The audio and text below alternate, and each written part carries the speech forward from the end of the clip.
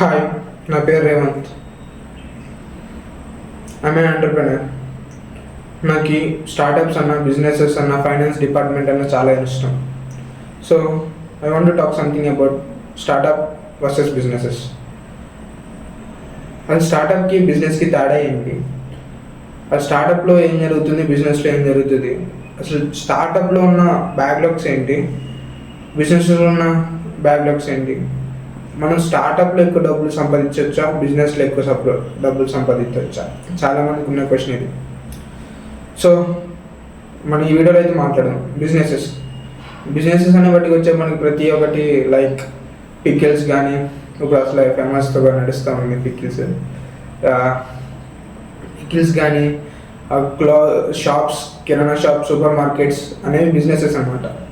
It's not startup కిందకైతే రావు. Startup అనేది ఒక యూనిక్ ప్రాబ్లం. ఆల్రెడీ ఒక ఎగ్జాంపుల్గా చెప్పాలంటే జెప్టో ఉంది.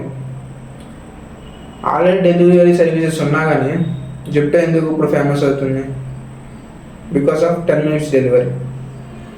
ఒకళ్ళు ఉన్న దాంట్లో ఒక ప్రాబ్లం ఎత్తికారు.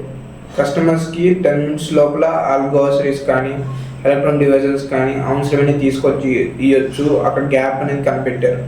సో స్టార్టప్ అనేవి ఉన్న ఆల్రెడీ ఎగ్జిస్ట్ అవుతున్న బిజినెసెస్లో కానీ, వేరే స్టార్టప్స్లో కానీ చిన్న లూప్ హోల్ పట్టుకొని అన్నీ ఫామ్ అవుతాయి అన్నమాట స్టార్టప్స్.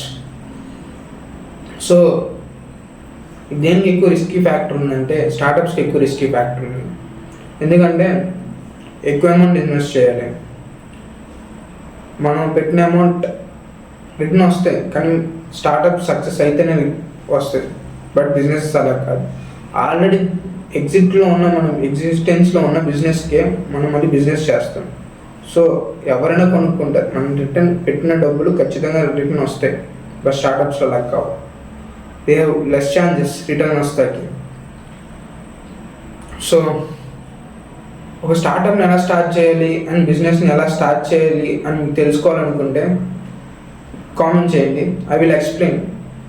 ఒక స్టార్టప్కి ఏం కావాలి, అసలు మన స్టార్టప్లో సొల్యూషన్ ఎలా పట్టుకోవాలి అనేది ప్రతి ఒక్కటి, అండ్ బిజినెస్లో ఎలాంటి టైప్స్ ఆఫ్ బిజినెసెస్ చేస్తే మనకి రిటర్న్స్ ఎక్కువ వస్తాయి అండ్ ప్రతి ఒక్కటి మనం మాట్లాడుకుందాం నెక్స్ట్ వచ్చే వీడియోస్లో.